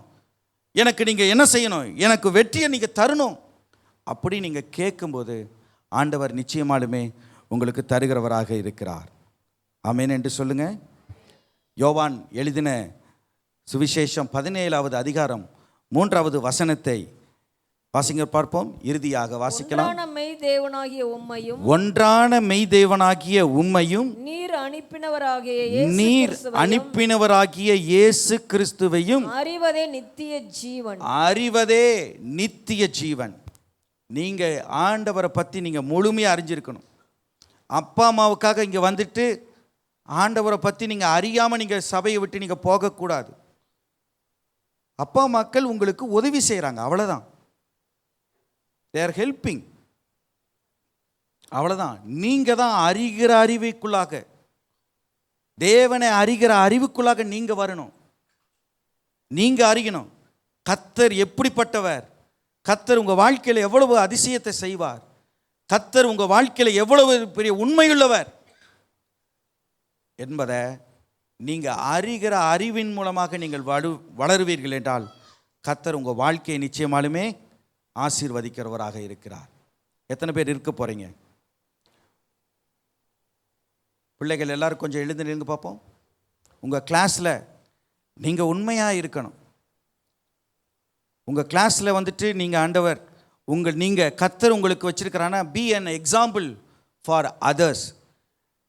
நீங்கள் உங்கள் வகுப்பறையில், உங்களுடைய கல்லூரியில் நீங்கள் ஒரு முன்மாதிரியாக இருக்கணும். ஒரு வேலை ஸ்தலத்தில் வேலை செய்கிறீங்களா? உங்கள் வேலை ஸ்தலத்தில் பெரியவர்கள், வாலிப பிள்ளைகள் வேலை ஸ்தலத்தில் ஒரு வேலை செய்கிறீங்கன்னா அந்த வேலை ஸ்தலத்திலையும் நீங்கள் இப்படிப்பட்டவர்களாக இருக்கணும். சத்தமாக சொல்லுங்கள், உண்மையுள்ளவர்களாக இருக்கணும். உண்மையுள்ளவர்களை தான் கர்த்தர் தமக்காக தெரிந்து கொள்கிறார். உண்மையுள்ளவர்களை தான் கர்த்தர் பிளஸ் பண்ணுகிறார், ஆசீர்வதிக்கிறார். எல்லாத்திலையும் உண்மையாக இருக்கணும். ஐயோ இந்த பையன் நான் வரான் பாரு அப்படின்னு சொல்லிட்டு டீச்சர்ஸ் சொல்லக்கூடாது. இவளை கண்டாலே எனக்கு பிடிக்கிறது இல்லைன்னு சொல்லக்கூடாது. இந்த பொண்ணை கண்டாலே இந்த பொண்ணு நிறைய விஷயத்தில் பல காரியத்தை செய்யுது அப்படின்னு டீச்சர்ஸ் உங்கள் மேலே கம்ப்ளைண்ட் பண்ணக்கூடாது. உங்களுடைய ப்ரொஃபஸர்ஸ் உங்கள் மேலே கம்ப்ளைண்ட் பண்ணக்கூடாது. நீ போய் டீனை போய் பாரு, ஹெச்ஓடியை போய் பாருன்னு சொல்லிட்டு உங்களை ரிமார்க் பண்ணி அவங்கள அனுப்பக்கூடாது. Be example, be an example for others. நீங்கள் உங்களுக்கு முன்பதாக ஐயோ அந்த பொண்ணா, ஐயோ இந்த பையனா, இந்த தம்பியா, கிளாஸில் உங்களை முன்னிறுத்தி உங்களுக்கு அவங்க சொல்லணும் உங்களை குறித்து, இருந்த இந்த பொண்ணை மாதிரி இருங்கப்பா, இந்த குழந்தைய மாதிரி இருங்க அப்படின்னு உங்கள் ஃப்ரெண்ட்ஸுகளுக்கு முன்பதாக முன்மாதிரியாக காட்டணும். பெரியவர்கள் கூட நம்ம வேலை செய்கிற இடத்துல நம்ம உண்மையாக இருக்கணும், டெடிக்கேட்டடாக வேலை செய்யணும். ஏதோ சம்பளத்துக்காக நீங்கள் வேலை செஞ்சீங்கன்னா அந்த வேலையிலே நினச்சி தான் நிற்க முடியும். சில நேரத்தில் அவங்கள ஃபயர் பண்ணிடுவாங்க, வெளியே போன்ட்டுருவாங்க. ஏன்னா உங்கள் வேலையில் திருப்தி இல்லை. நீங்கள் முழு மனதோடு பயங்கர நல்ல இன்வால்மெண்ட்டோடு நீங்கள் வேலை செய்வீங்கனால், உங்களுடைய திறமைகளை வளர்த்து கொண்டு நீங்கள் வேலைகளை செய்வீங்கனால் உங்கள் வாழ்க்கையில் ஆசீர்வாதங்கள் நிச்சயமாலுமே இருக்கும். நம்ம எல்லாருமாக எழுப்பி நிற்கலாமா? இந்த பிள்ளைகளுக்கு முன்பதாக கரங்களை நீட்டலாம். எல்லாரும் எழுந்து நின்று கர்த்தர் இந்த பிள்ளைகளை ஆசீர்வதிக்கணும். கர்த்தர் இந்த பிள்ளைகளுக்கு சொல்லிக் கொடுக்கக்கூடிய பாடங்களை சொல்லிக் கொடுக்கக்கூடிய ஆசிரியர்களை கர்த்தர் ஆசீர்வதிக்கணும். இவர்கள் எந்த ஸ்கூலில் காலேஜஸில் இவர்கள் படிக்கிறார்களா, அந்த படிக்கிற காலேஜ் உடைய பிரின்சிபலை கர்த்தர் ஆசீர்வதிக்கணும். அந்த ஹெச்ஓடியை கர்த்தர் ஆசீர்வதிக்கணும். அவர்களுடைய ப்ரொஃபஸர்ஸ்களை கர்த்தர் ஆசீர்வதிக்கணும். டீச்சர்ஸ்களை கர்த்தர் ஆசீர்வதிக்கணும். பிள்ளைகளை ஆசீர்வதிக்கணும். பெற்றோர்கள் இருப்பீங்கன்னா நீங்கள் ஜெபிக்கணும், ஆண்டவரே என் பிள்ளைகளை வளர்த்துவதற்கு. பிள்ளைகளுக்கு நிறைய காரியத்தை நீங்கள் செய்கிறீங்க. பிள்ளைகளுக்கு நிறைய இன்னைக்கு அவங்க கேட்காததுக்கு முன்னாடியே பெற்றோர்கள் நீங்கள் எவ்வளவோ பிள்ளைகளுக்கு நீங்கள் ட்ரெஸ்ஸு, துணிமணி, என்னென்ன தேவையோ அத்தனையும் சேர்த்து வைக்கிறீங்க, வாங்கி கொடுக்குறீங்க. பொருட்களை, சொத்தை, நகைகளை இதெல்லாம் வாங்கி கொடுக்குறதெல்லாம் நல்லது தான். அதை விட உங்கள் பிள்ளைகளுடைய வாழ்க்கையில் அவர்களை எப்படி நீங்கள் உருவாக்குறீங்க, அவங்க கிறிஸ்துவுக்குள்ளாக எப்படி இருக்காங்க, ஸ்பிரிச்சுவலில் நீங்கள் மிஸ் பண்ணிட்டீங்க அப்படின்னா எல்லாம் வந்துடும். உடம்புல வெள்ளை அணுக்கள் ஒன்ஸ் போயிடுச்சு அப்படின்னா என்ன நடக்கும்? இல்லாத வியாதிகள் எல்லாம் வந்துடும். வெள்ளை அணுக்கள் இருக்கிறதுனால தான், ஒயிட் பிளட் செல்ஸ் WBC இருக்கிறதுனால தான் நோய் எதிர்ப்பு சக்தி உண்டாகிறது. அதே போல தான் கிறிஸ்துவுக்குள்ளாக உங்கள் பிள்ளைகளை நீங்கள் வளர்த்தீங்கன்னா தான் அவர்கள் வாலிபர்களாக மாறும்போது அவங்க என்ன செய்ய மாட்டாங்க, தவறுதலாக எந்த காரியத்தையும் செய்ய முடியாது. பிசாசு இவர்களை அணுக முடியாது, சுலபமாக அணுகிவிட முடியாது.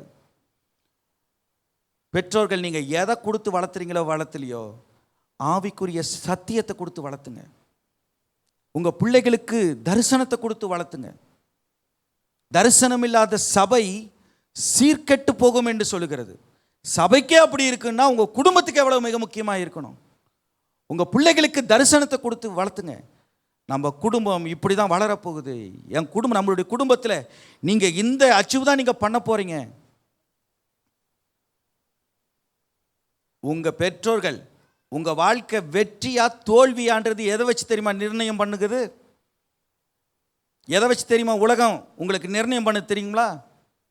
இந்த உங்கள் பிள்ளைகள் இங்கே முன்னாடி நின்னாங்க இல்லையா, இந்த பிள்ளைகளை வச்சு தான் நீங்கள் வெற்றியான வாழ்க்கை வாழ்ந்தீங்களா, அல்லது உங்கள் லைஃப் வந்து ஃபெயிலியர் லைஃபுங்கிறதா எதை வச்சு நிர்ணயம் பண்ணுங்கிறத? இதை வச்சு தான்.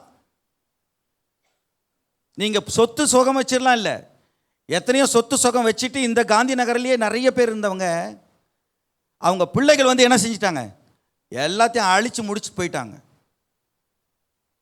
உங்கள் பிள்ளைகள் சக்ஸஸும் ஃபெயிலியரும் ஆக்கிறதுக்கு நீங்கள் தான் கருவியாக இருக்கீங்க. கர்த்தர் உங்களிடத்துல கேள்வி கேட்பார். கர்த்தருக்கு நீங்கள் உங்கள் கேள்வி, கர்த்தர் கேட்குற கேள்விக்கு நீங்கள் பதில் சொல்லி ஆகணும்.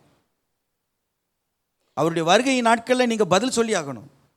உன் பிள்ளைகளை கொடுத்தனே, வெறும் சாப்பாடை கொடுத்து போட்டு வளர்த்த, நல்லா கேட்குறதெல்லாம் கொடுத்த, கறியை கேட்டாங்க கொடுத்த, முட்டை கேட்டாங்க கொடுத்த, காடையை கேட்டாங்க, என்னென்ன ஊர் வேணா, பரப்பனை, நீந்து வேணா, வாழ்வேணா, எல்லாத்தையும் நீ கொடுத்து வளர்த்த.